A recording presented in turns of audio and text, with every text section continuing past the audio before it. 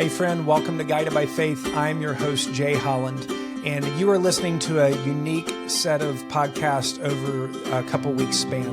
God opened a door for me to get to visit quite a few people in South Asia over a couple weeks span. Because of that, I needed a little bit of margin on the podcast recording part, but also I wanted to share with you some of my foundational episodes from the very beginning of Guided by Faith. These are some things that I got to talk about with different friends when we were in South Asia.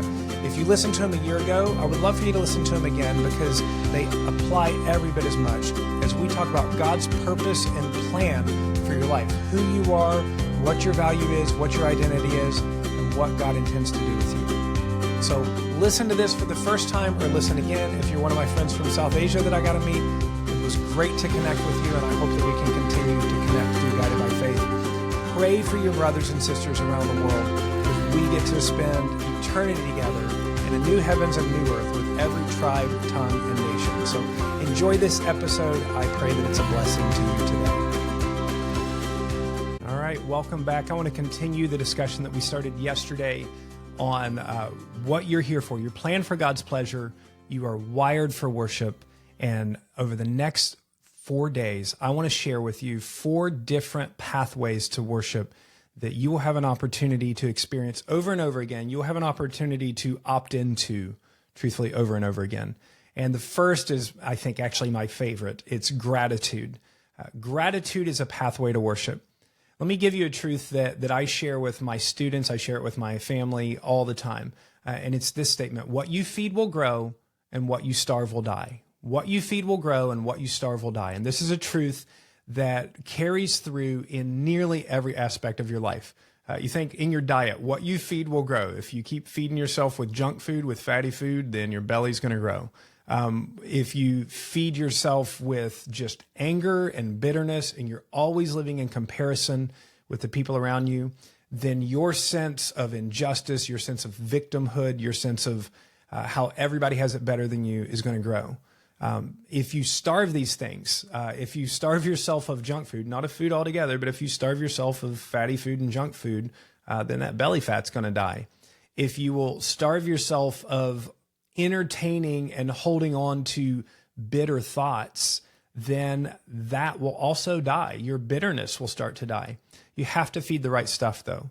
And this is where gratitude comes in such a powerful way.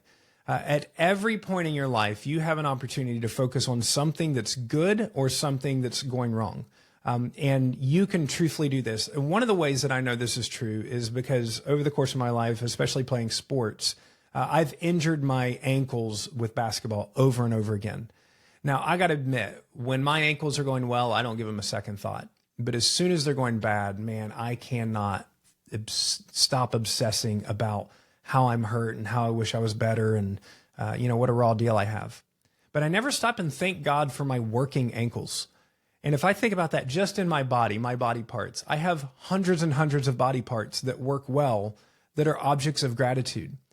I live in a house with air conditioning, with electricity, with a refrigerator that has food in it, with plumbing. I have family that love me. I have access to God's word. I know Jesus. I have salvation inside. I have fuel for gratitude every single day, and you do as well. One of the commitments that I've made this year is I want this to be a year where I am shaped by gratitude. I'm going to be shaped by something. I'm going to be shaped by what I put my focus on and what I feed. And this year I have decided that the option that I want to choose is gratitude. There's a psalm, and it's Psalm 19, and the very last lines of that psalm are, "May the words of my mouth and the meditation of my heart be pleasing to you, O Lord, my rock and my redeemer." And so that's been my goal this year. Remember, we said that worship is anything that pleases God. And so now I combine that together. If worship is anything that pleases God, anything that I do with the mindset to please God that's within the realm of what he thinks, I could put a bunch of exceptions there, but worship are the things that please God because God is pleased with good things and holy things.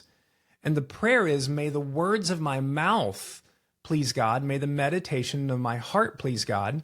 And so as I wake up each day, I spend a little bit of time just writing in my journal a few things that I'm grateful for this day. And I've noticed as I start thinking about those things, I could never stop. I have so many things to be thankful for, and you do too.